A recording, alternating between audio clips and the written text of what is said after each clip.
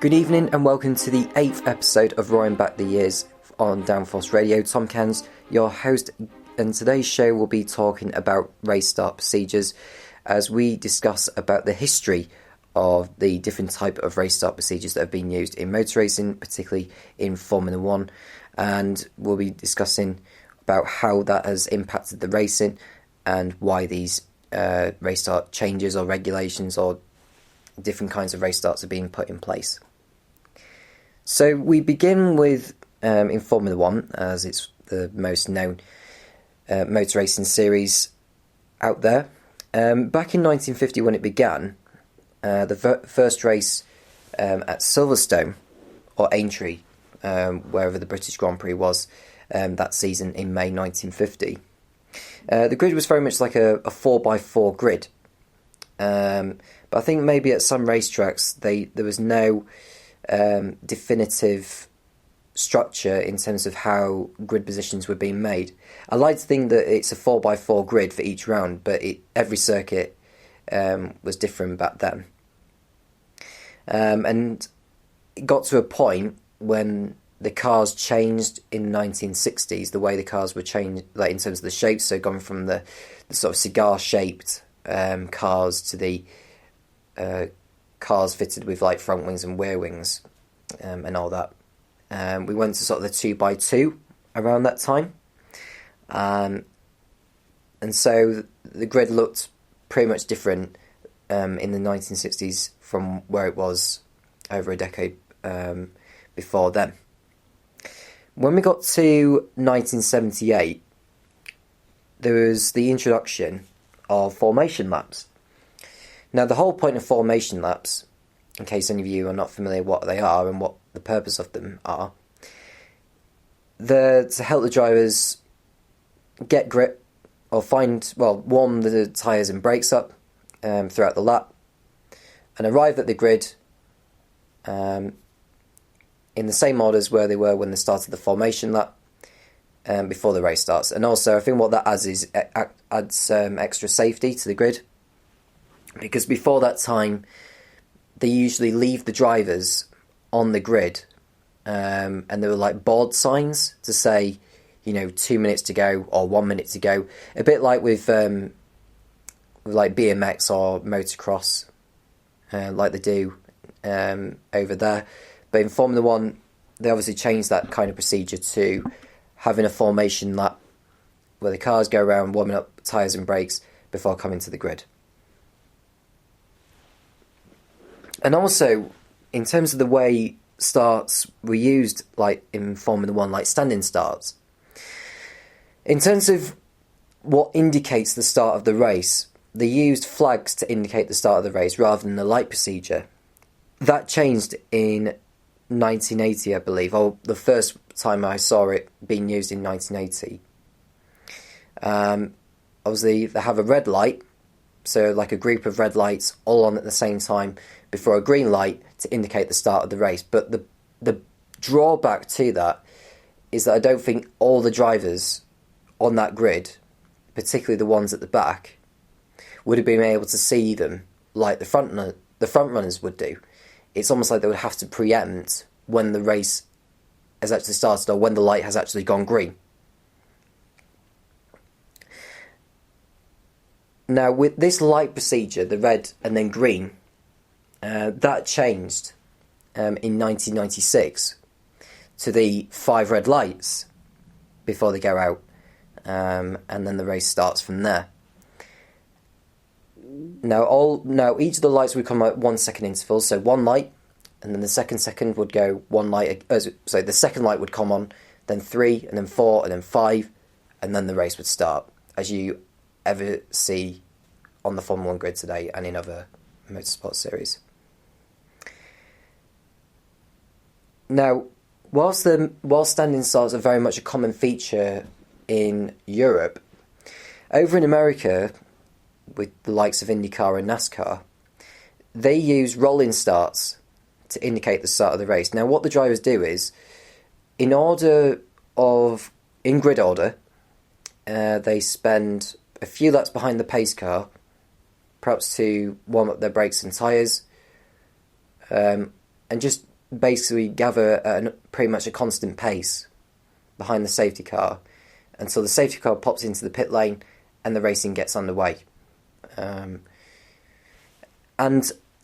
rolling starts are very much, in my opinion, part of the American culture. Now, in America, I don't know what it is, although I'm not American myself. I'd be keen to know, is rolling starts very much part of the American culture, or do they enjoy the standing starts as well, like the scene in Formula 1 in Austin? Or Indianapolis, or whichever venues have hosted Formula 1 over the years. It'd be great to know about that. Now, are standing starts better than rolling starts? In my opinion, they are, because there's not as much predictability. And it's more intense. It's part of the action that gives the fans what they want. No matter which racetrack they go to, whether it's Silverstone, Monza, Melbourne, Monaco, or whichever racetrack it may be. And it's the same for Formula 2 as well. In fact, you see drivers in Formula 2, like some of the launches that the F2 drivers have, allow them to make so many places at the starts because they get good getaways. And that makes it very exciting. And it's the same with Formula 1 as well. You know, sometimes you're going to see drivers eliminated within a few seconds or a few hundred metres. And that makes it more entertaining that way, rather than just cars going at a certain speed before the green flag and then just go racing from there. I don't particularly like it myself. It's not as entertaining. And I know Formula 1 has had rolling starts, but the reason why Formula 1 has had rolling starts is because of the wet weather on the grid. But that's all changed nowadays. A few years ago, with wet standing starts, well, not wet standing starts, in terms of the race start procedure, when the track is wet, drivers would be obliged to start the race on full wet tyres and trail behind the safety car. And when the safety car pulls in, it's a rolling start from there, in almost grid order. No fans. I can't think of any fans who would actually like seeing that in a wet Formula 1 race. I mean, I can understand why it's there. I mean, I remember what happened in 1998 in Belgium when we had that multi-car pileup. Some of the drivers, including Rubens Barrichello, he was one of those that complained about the race not starting behind the safety car. And for more than a dozen times, rolling starts have had to take place in Formula 1 races for safety reasons. That's all changed from 2017 onwards with wet starts. And what happens now is, once the race effectively starts behind the safety car, well, I say it's effectively, so it doesn't actually start behind the safety car. What they do is they do a formation lap, and if the safety car stays out, the number of laps scheduled tick down, if you like. So what happened in Hockenheim last year, that was scheduled to be 67 laps, they did a formation lap behind the pace car, followed by another 3 laps. So it took 3 laps off the scheduled race distance from 67 to 64. Drivers lining up on the grid, and then the 5 red lights, and then all go out, and then the race starts from there, which I think is good to see. And that's obviously better than what we had in Spa in '98, where the race would just start for real, no matter what, and then we had that multi-car pileup. How no drivers picked up any injuries from that, or seriously injured from that, is beyond me, quite frankly. That's like a miracle. So, do I like the race start procedure that we have today? I do, because I think the 2x2 on the grid, the front row, you know, it sets your heart beating. Your heart beats as the lights come on. And the good news for those starting at the back of the grid is that they get a set of lights as well, so that they can actually see the red lights coming on and then going off, and then they can race from there. And any drivers starting from the pit lane, the green light at the end of the pit lane does not go on until all the cars have gone past, except if there's any that have stalled on the grid. Then that's when the green light would come on. Now, standing starts, obviously with standing starts, we have seen a lot of accidents happen. Or a lot of incidents where drivers have stalled on the grid and cars behind running into the back of them. Now, I've seen it in the Formula 3 European Championship. I've seen it in Formula 1. I've seen it in Formula 2.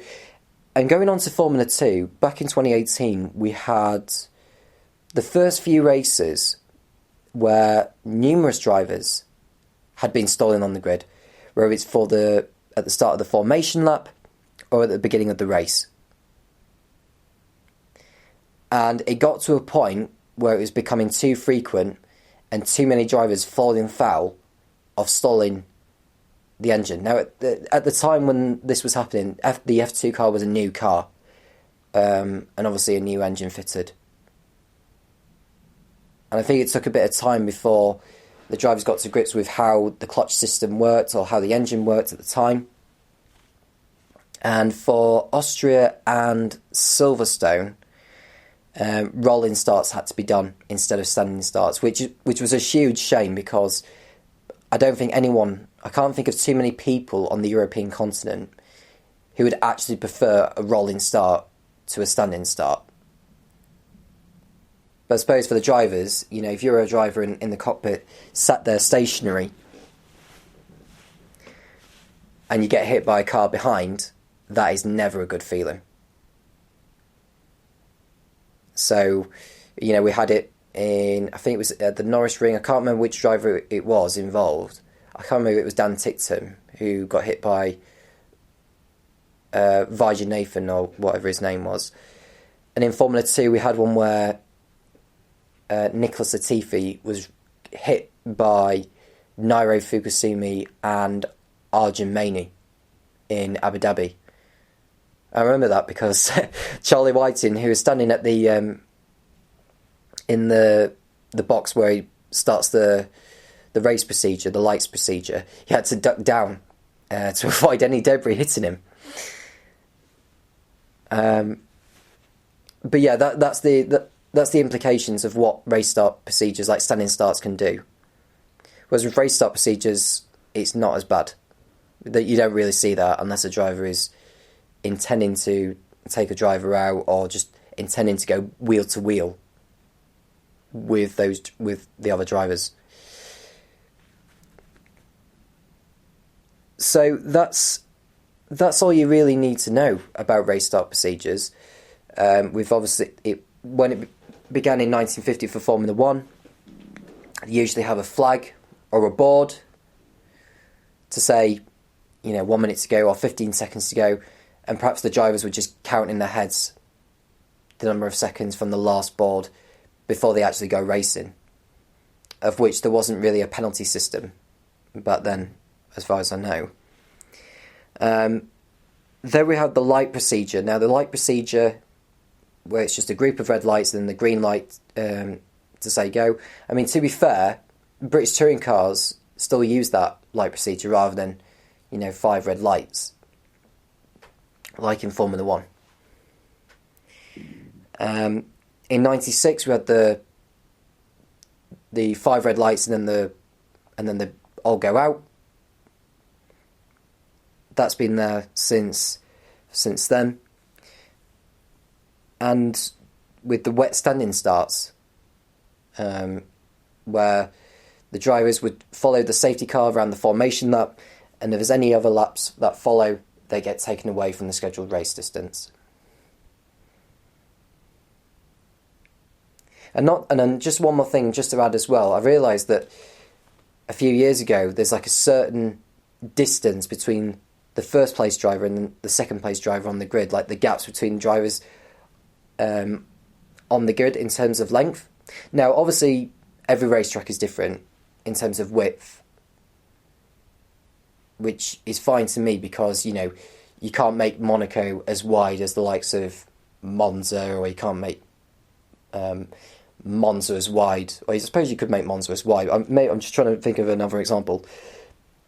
Let's just say Suzuka. You can't make Suzuka as wide as Sepang, and we all know how wide the Sepang circuit is, which is why we've been seeing so much overtaking, I should say, over the years. So that's all I will share for now on the race start procedures. The next episode, we're going to be discussing about different qualifying systems.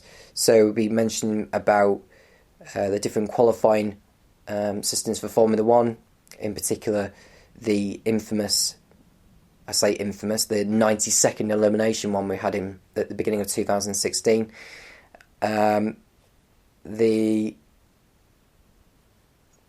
Obviously the other ones like F2, like in Monaco, they tend to have 2 groups of qualifying, but that's something we'll discuss in the next episode anyway.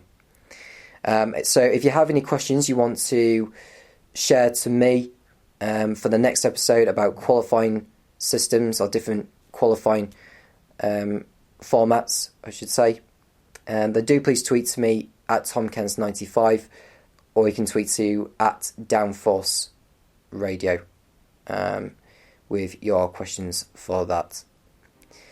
So that is all for now on race start procedures, and I'll speak to you soon. Roaring Back the Years, Episode 8, Race Start Procedures, presented by Racing History Editor Tom Cairns. Produced by Florian Schmeis. This has been a high-speed Autobahn production for Downforce Radio, the nation's motorsport station. Thank you for listening, and see you next time on Roaring Back the Years.